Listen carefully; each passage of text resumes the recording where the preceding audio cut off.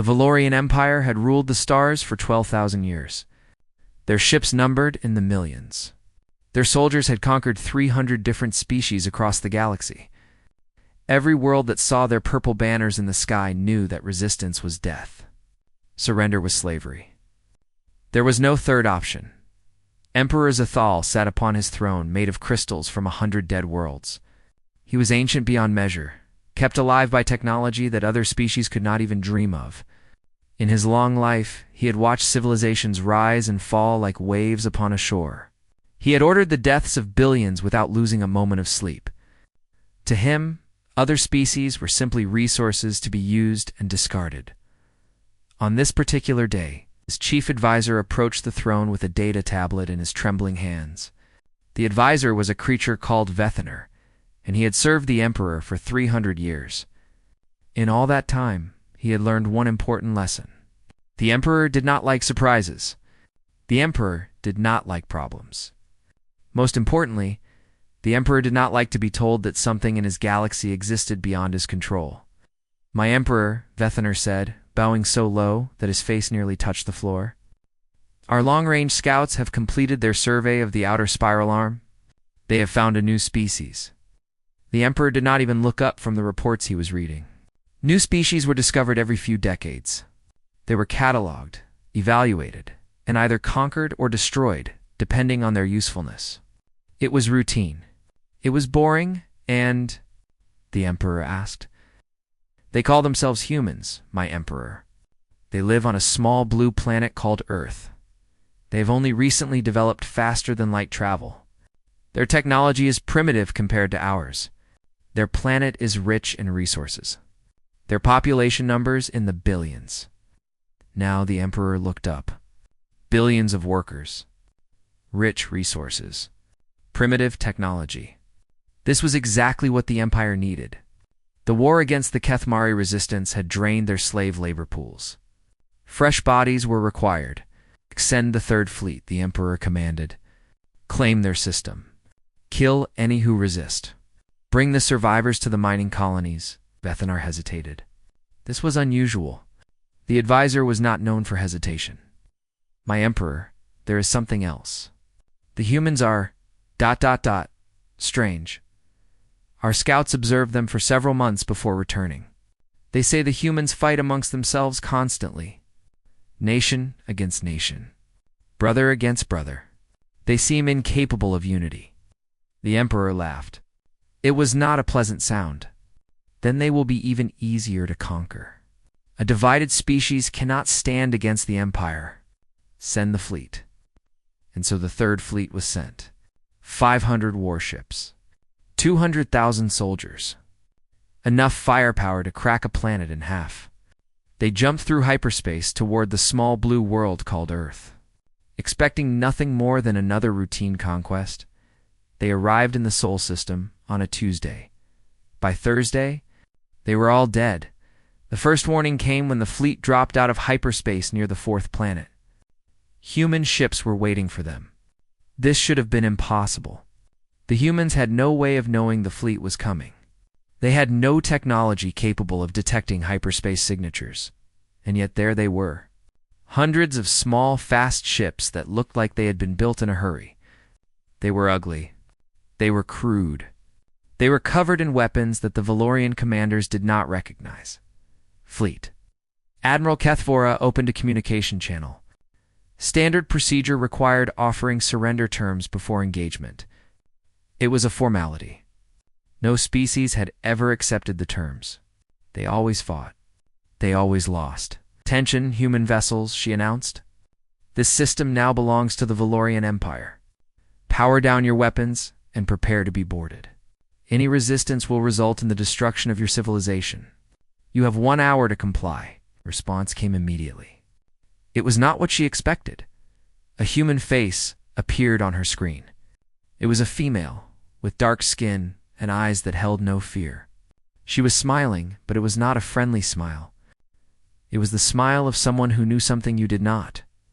"Thank you for the warning," the human said. "Now, let me give you one. Turn around. Go home. Tell your emperor that Earth is not for conquest. We did not start this fight, but I promise you, we will finish it. Admiral Kethvera cut the transmission and laughed. Her officers laughed with her. The idea that these primitives could threaten the Third Fleet was absurd. She gave the order to attack. The battle lasted 48 hours. In that time, Admiral Kethvera watched everything she knew about warfare become meaningless.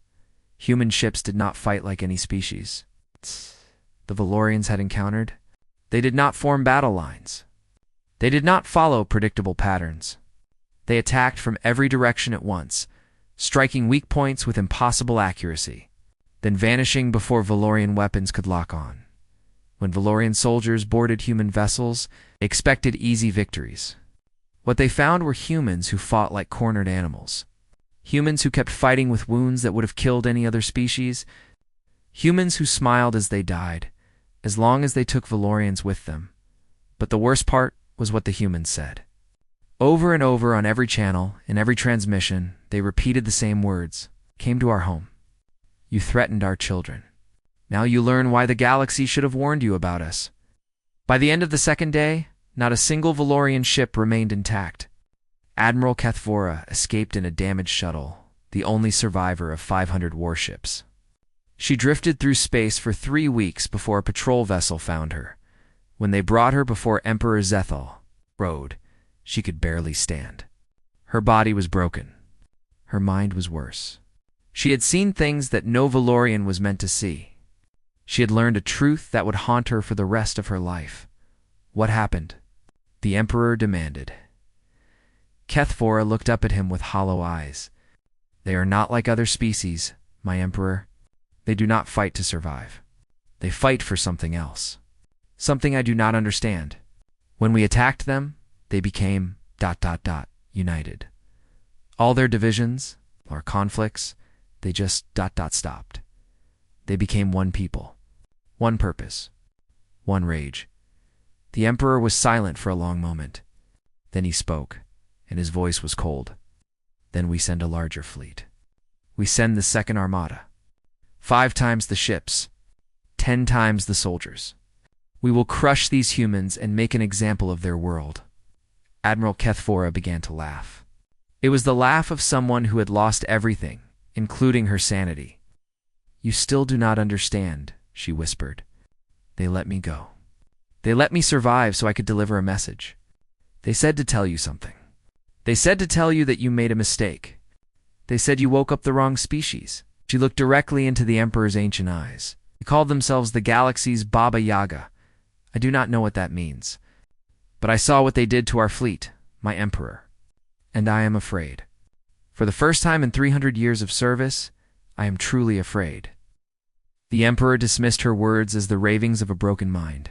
He ordered the Second Armada mobilized immediately. It was his second mistake. It would not be his last. The message arrived 3 days after the Emperor ordered the Second Armada to prepare for war. It came from the Etherians, beings of pure light and energy who lived in the empty spaces between stars.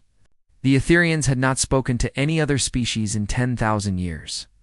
They considered physical beings to be beneath their notice, like insects crawling on the ground far below. But now they spoke. And what they said made the Valorian High Command very nervous. The message was simple. Only 8 words long. It appeared on every screen in the Imperial Palace at exactly the same moment. Act. You have awakened the Baba Yaga. We grieve for your empire. Emperor Zethal demanded an explanation. His advisors scrambled to find one. The Etherians did not respond to any attempts at communication. They had said what they needed to say. They had no interest in saying more. 2 days later, another message arrived.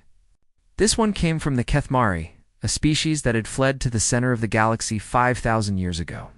They had built a civilization around a supermassive black hole, protected by gravity so intense that no fleet could ever reach them.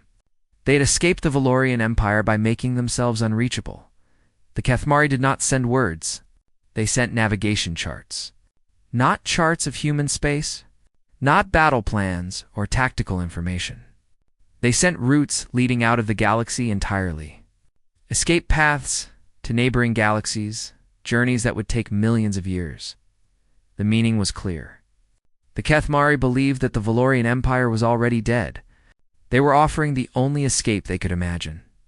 Emperor Zethal threw the charts into the fire and called his advisors fools for wasting his time with such nonsense. But the messages kept coming. Species that had been silent for centuries suddenly found their voices. Ancient civilizations that had retreated to hidden corners of the galaxy sent warnings, pleas, and condolences. One species, the Mothari, simply sent an image of their entire population kneeling in what appeared to be prayer.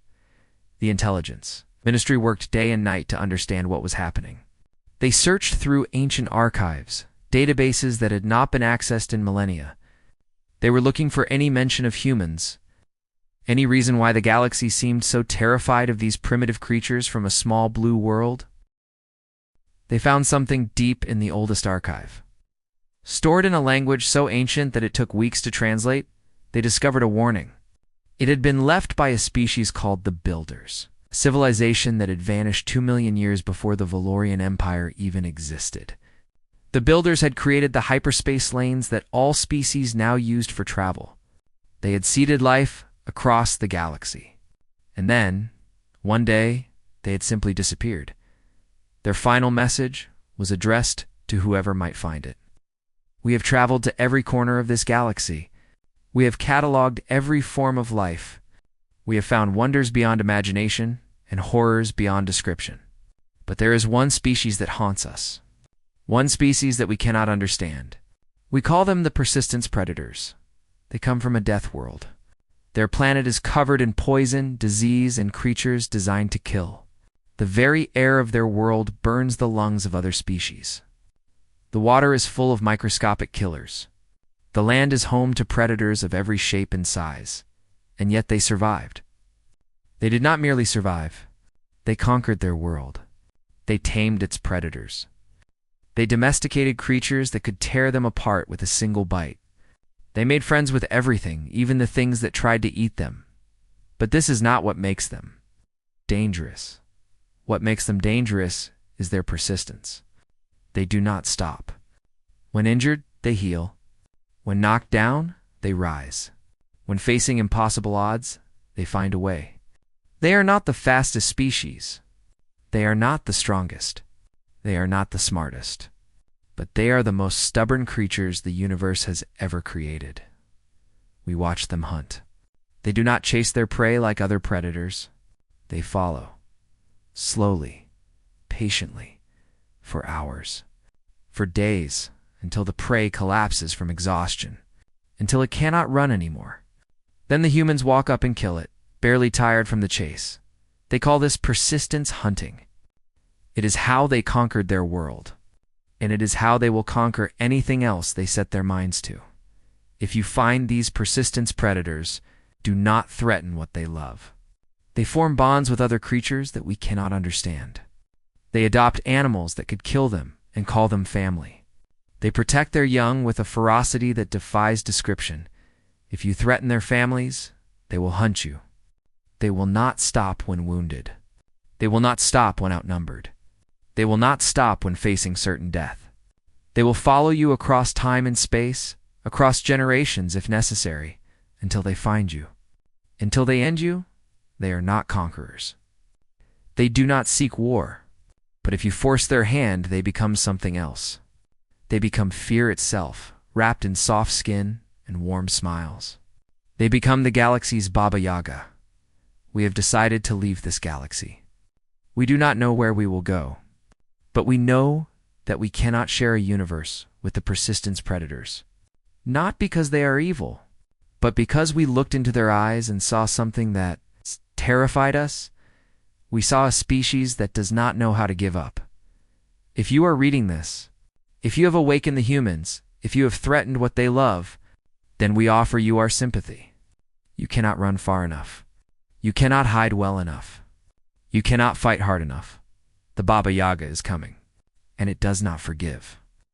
The intelligence ministry presented this recording to Emperor Zethal. They expected him to reconsider the invasion. They expected him to seek a diplomatic solution. They expected fear. Instead, the emperor laughed. It was a cold laugh, full of contempt. These builders were cowards, he said. They ran from a species that had not even discovered fire yet. We are the Valorian Empire. We have conquered 300 species. We have ruled for 12,000 years. These humans are nothing.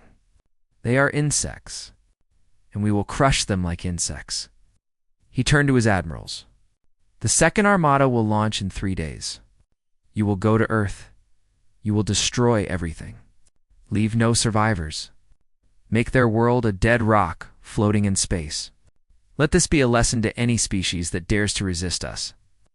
The admirals bowed and left to prepare. None of them noticed that one of the servants in the room was recording everything. None of them knew that humans had already placed spies inside the imperial palace. None of them understood that the war had already begun, and they were already losing. The humans had a saying that the emperor would learn soon enough. Know your enemy. The humans had studied the Valorians for months. They knew their tactics, their weaknesses, their fears. The Valorians knew nothing about the humans. They did not know that humans had been fighting wars since before they learned to write. They did not know that humans had turned warfare into an art form, a science, it's a way of life. They did not know that the second armada was flying into a trap set by the galaxy's Baba Yaga. The second armada was the pride of the Valorian Empire. 2,500 warships, 1 million soldiers, weapons capable of destroying entire planets. It was the largest military force ever assembled in the history of the galaxy. When it launched from the Imperial shipyards, the light from its engines could be seen from 3 star systems away. Admiral Zethkel stood on the bridge of his flagship, the Undying Wrath. He was old and experienced, a veteran of 50 campaigns. He had crushed rebellions. He had burned worlds. He had never lost a battle in his entire life. He was not worried about the humans. He had studied the reports from the Third Fleet disaster. He had identified their mistakes. The First Fleet had been arrogant and careless. They had underestimated the enemy. He would not make the same error. The armada traveled in tight formation, weapons always ready, shields always active. Scout ships flew ahead, searching for any sign of human vessels. They found nothing. The journey to Earth took 12 days. 12 days of silence. 12 days of emptiness. It was the silence that should have warned them. On the 13th day, they entered the Sol system. Earth hung in the distance, a beautiful blue marble surrounded by stars. Admiral Zethkel ordered the fleet to stop. He studied his sensors. He checked his readings 3 times. There were no human ships, no defensive platforms, no weapons of any kind. The system was empty. Earth appeared completely undefinated. His officers celebrated. They believed the humans had realized they could not win. They believed this would be an easy victory. Admiral Zethkel did not celebrate. Something felt wrong. A species that had destroyed the Third Fleet would not simply give up. Scan everything, he ordered. Find what we are missing. They found nothing. The Admiral waited for 6 hours, searching for traps that did not seem to exist. Finally, his patience ran out. He gave the order to advance. The first ship disappeared 2 hours later. There was no explosion, no battle. The destroyer Crimson Thunder was there one moment and gone the next. Its crew of 3,000 simply vanished from existence. Admiral Zethkel demanded answers. His sensors showed nothing. His weapons had no targets. The enemy was invisible. Then another ship disappeared, and another, and another. The humans attacked from the darkness between stars. Their ships were small and fast, painted black to blend with the void. They had learned to hide in the sensor shadows of asteroids, to drift like dead things until the moment they struck. They used weapons that the Valorians had never seen before. Missiles that could think for themselves. Beams of light that cut through shields like they were not there. Bombs that created miniature black holes, swallowing everything around them. But the weapons were not the worst part. The worst part was what came after each attack. Broadcasts, messages sent on every frequency. In every language, to every corner of the galaxy, the humans filmed everything. They documented every battle, every victory, every Valorian ship they destroyed. and they shared it. Not just with their own people. With everyone. Every species under Valorian rule. Every world that had been conquered. Every slave who had been told that resistance was impossible. The messages were simple. They showed Valorian warships burning. They showed Valorian soldiers surrendering. They showed the mighty empire being dismantled piece by piece. And they always ended with the same words. They told you resistance was impossible. They lied. We are humans. We do not kneel. And neither should you. Admiral Zethkal watched his fleet die over the course of 3 weeks. The humans never engaged in direct battle.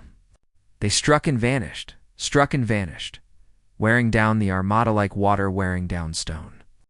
His officers begged him to retreat. He refused. The Emperor had ordered victory or death. There would be no retreat. In the 2nd week, a human commander contacted him directly. Her name was Admiral Chenwei, and she spoke with a calm confidence that made Zethkal's blood run cold. You can still save your people, she said. Surrender now, and we will let you go home. We do not want your lives. We want your empire to understand that we are not prey. We are not victims. We are humans. Why do you fight? Zethkal asked. It was a question that had haunted him for days. The humans could have hidden. They could have fled. They could have accepted subjugation and survived. Instead, they had chosen war against impossible odds. Admiral Chenwei smiled. It was not a cruel smile. It was almost sad. You attacked our home. You threatened our children. You thought we would roll over and die like the others? But we are not like the others. We have been fighting since the first human picked up a rock and defended their family from a predator. We have never stopped fighting. We cannot stop fighting. It is who we are. She leaned forward, and her eyes grew hard. You could have traded with us. You could have been our friends. We would have welcomed you. Humans love making new friends. We befriend everything. We domesticated wolves and turned them into puppies. We ride horses for fun. We keep animals that could kill us and call them pets. We would have loved your people, Admiral. We would have shared everything we have. Her voice dropped to a whisper. But you chose violence. You chose to threaten our families. And now you will learn why the galaxy should have warned you about us. We do not fight to survive. We fight because someone threatened what we love. And when that happens, we become something else. Something that does not stop. Something that does not sleep. Something that will chase you across the stars until justice is done. She cut the transmission. 3 days later, Admiral Zethkal was the only Valorian officer still alive. His flagship was crippled. His crew was dead. He sat alone on his bridge, surrounded by darkness and silence. A human boarding party found him there. He expected death. He expected torture. Instead, a young human soldier offered him a bottle of water and a blanket. You look cold, the soldier said. Are you hungry? We have food. Zethkal stared at him. This creature had just killed 1 million Valorians. And now, he was offering food and water to the enemy commander. Zethkal whispered, Why show me kindness? The soldier shrugged. Because you are not fighting anymore. The war is over for you. Now you are just a person who needs help. That is how humans work. We are very angry when we fight. But when the fighting stops, we remember that everyone is just a person trying to survive. He helped Zethkal to his feet. Come on. We are sending you home. You have a message to deliver. Tell your emperor what you saw here. Tell him we are coming. Tell him it does not have to end in blood. He can choose peace. He can choose cooperation. Or he can choose to keep fighting. And we will show the galaxy what happens when you push humans too far. Admiral Zethkal was sent home on a small ship, alone with his thoughts and his nightmares. Behind him, the humans began preparing for the next phase of the war. They were not done. They had only just begun. The revolution did not begin with weapons. It began with a song. Human musicians had spent months studying the cultures of every species under Valorian rule. They learned their languages. They learned their musical scales. They learned what made them cry, what made them hope, what made them dream of freedom. And then they created something new. The song had no name at first. Different species called it different things. The Mothari called it Wings of Dawn. Kethra called it Breaking Chains. The Zorvani called it We Remember. But everyone who heard it felt the same thing. Hope, after centuries of darkness. Someone had lit a candle. The melody was simple enough for anyone to hum. The words spoke of rising up, of standing together, of the fundamental truth that no empire lasts forever. It was not a battle song. It was not a call to violence. It was simply a reminder that the Valorians were not gods. They could be defeated. They had been defeated. Within weeks, the song was everywhere. Slaves hummed it in the mines. Workers whispered it in the factories. Children sang it in the streets when the guards were not watching. The Valorians tried to suppress it. They arrested anyone caught singing. They destroyed any device that played the melody. It did not matter. The song had become more than music. It had become an idea, and ideas cannot be killed, but the humans did not stop with songs. In the 3rd month of the war, a human ship appeared in orbit above Zethra Prime, a world that had been under Valorian occupation for 800 years. The Zethrans expected another conquest, another empire coming to replace the old one. They had seen it before. They knew how the galaxy worked. Instead, the humans brought gifts. They brought weapons designs, shield technology, medical advances that could cure diseases the Zethrans had suffered from for generations, agricultural techniques that could double food production, communication systems, power generators, everything a civilization needed to thrive. The Zethran leaders were confused. They asked what the humans wanted in return. Trade agreements? Political loyalty? Military alliance? The human ambassador was a woman named Sarah Chen. She had gray hair and kind eyes, and she spoke with a gentleness that seemed impossible from a species at war. "We want nothing," she said. "These gifts are free.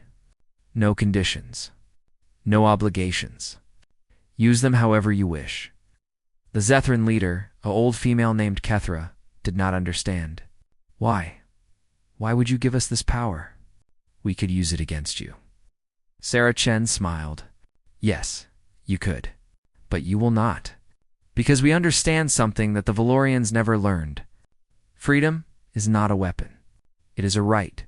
Every species in this galaxy deserves the chance to stand on their own, to build their own future, to make their own choices." She reached out and took Kethra's hand. "We know what it is like to be conquered. Humans have a long history of hurting each other. We have been slaves. We have been oppressed. We have watched our children suffer while tyrants grew fat on our labor. We remember every chain, every whip, every injustice, and we swore an oath long ago that we would never allow it to happen again. Not to us.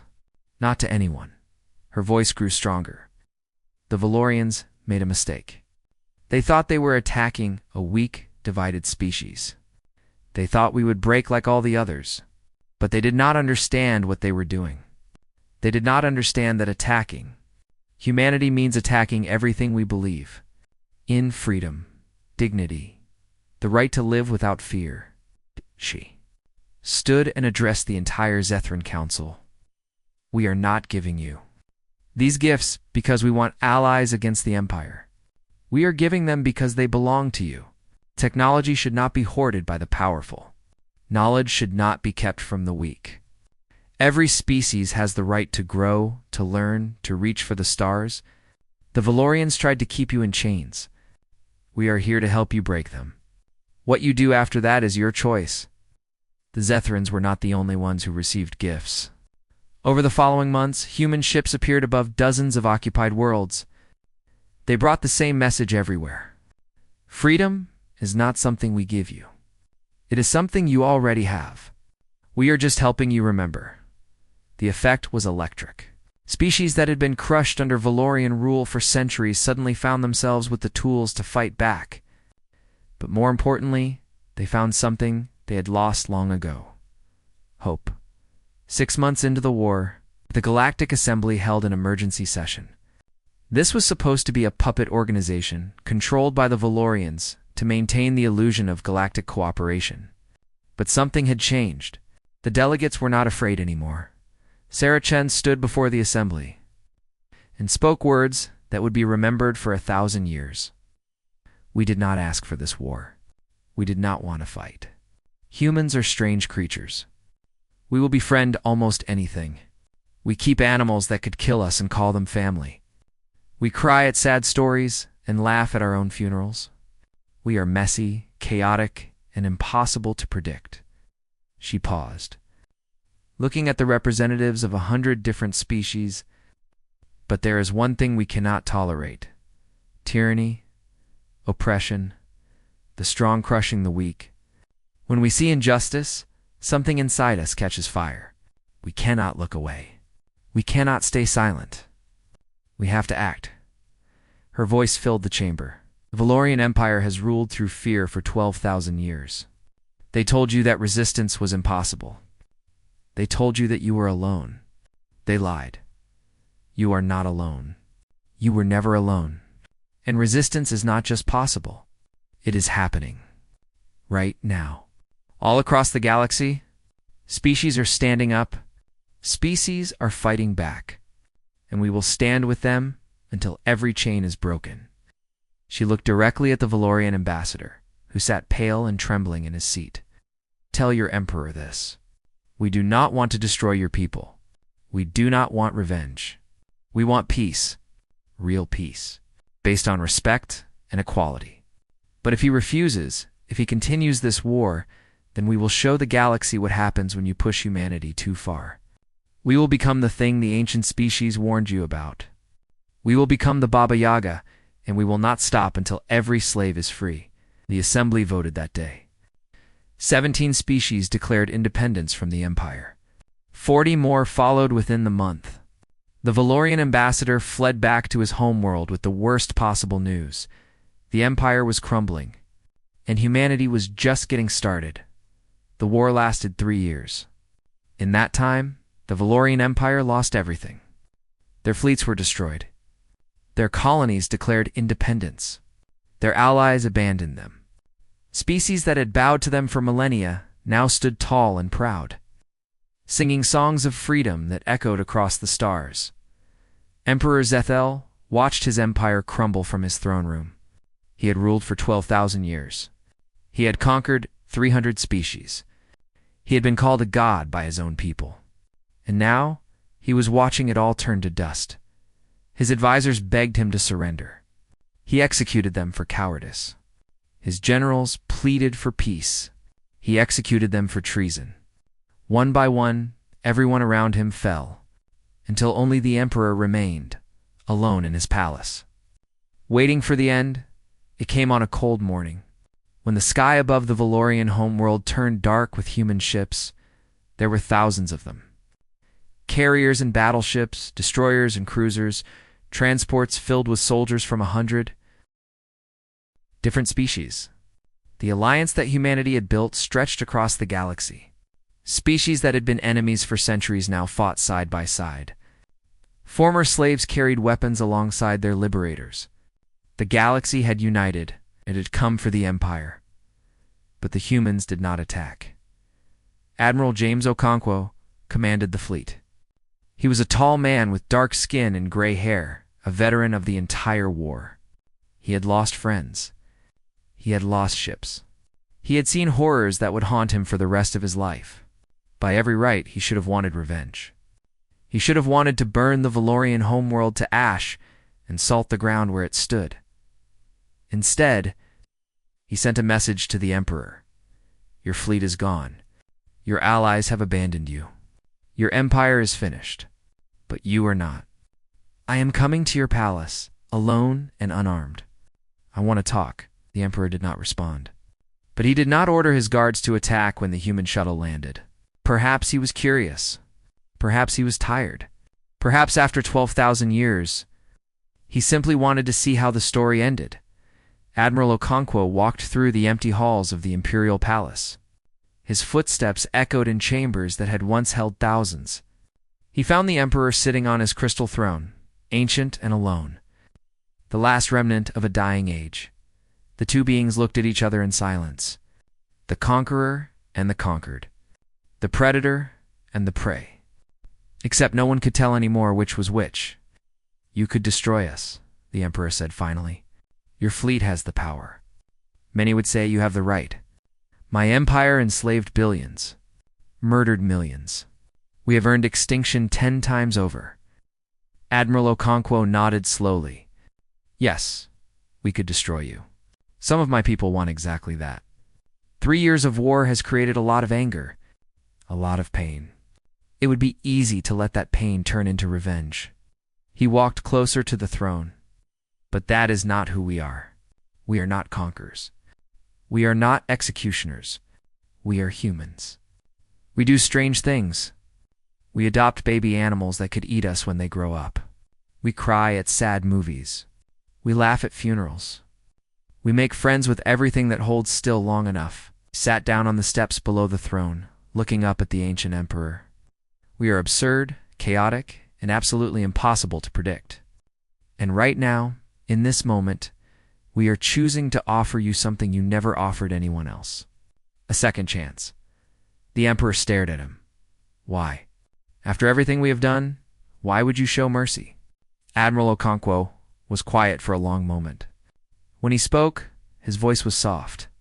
"Because mercy is what separates us from monsters. Because revenge does not bring back the dead. Because the best way to honor the victims is to build something better, not to create more victims." He stood and looked directly into the Emperor's eyes. "Of terms.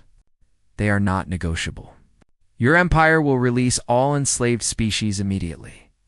War criminals will face justice, but as individuals, not as a species.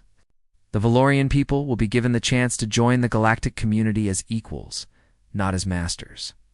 The Emperor laughed bitterly. "You ask us to give up everything, to become nothing." "No," Okonkwo said firmly. "We ask you to become something new, something better. Your people have incredible technology, amazing knowledge, 12,000 years of history. None of that has to be lost. It just has to be shared." He extended his hand to the Emperor. "The galaxy does not have to be a place of empires and slaves. It can be a community, a family. Different species working together, learning from each other, building something greater than any of us could build alone. That is what we are offering. Not conquest. Not submission. Partnership." Emperor Zethal looked at the hand. A human hand. Small and soft and fragile. The hand of a species that had dismantled his empire with one gesture and offered redemption with another. "I do not understand you," he whispered. "I have lived for 12,000 years. I have seen countless species rise and fall. But I have never seen anything like you. You're terrifying when you fight, and somehow even more terrifying when you show kindness." Admiral Okonkwo smiled. "That is what makes us human. We contain contradictions. We can be monsters when we need to be. We can also be saints. The choice is always ours. Today, we choose mercy. The question is, what do you choose?" For a long moment, the Emperor sat in silence. Then, slowly, he reached out and took the human's hand. "I choose to see what comes next," he said quietly. "I choose to learn what humanity will build." The war ended that day, not with fire and blood, but with a handshake. The galaxy watched in disbelief as the ancient emperor walked out of his palace beside a human admiral. Not as a prisoner, but as something no one had expected. A student. A partner. A being who had been given a chance to change. The years that followed were not easy. There was anger and pain and old wounds that took generations to heal. But slowly, something new began to grow. The Great Harmony, historians would later call it. An age of cooperation unlike anything the galaxy had ever seen. And at the heart of it all were the humans. Strange, chaotic, impossible creatures who refused to fit into any category. They helped rebuild worlds that their enemies had ruined. They adopted orphans from species that had tried to destroy them. They made friends with everyone, including former enemies who had once sworn to exterminate them. Centuries later, Young beings of every species would ask their elders the same question. Why do the old stories call humans the Baba Yaga? They seem so kind. The elders would smile and remember and always give the same answer. They are kind. The kindest species in the galaxy. But remember this, do not threaten what they love. Because when you force humans to become monsters, they become very good at it. And somehow, they still offer mercy at the end. That is what makes them truly terrifying. That is what makes them the Baba Yaga. The young ones would nod seriously. And then an elder would add, with a twinkle in their eye, also never touch their dogs. That lesson, the galaxy only needed to learn once.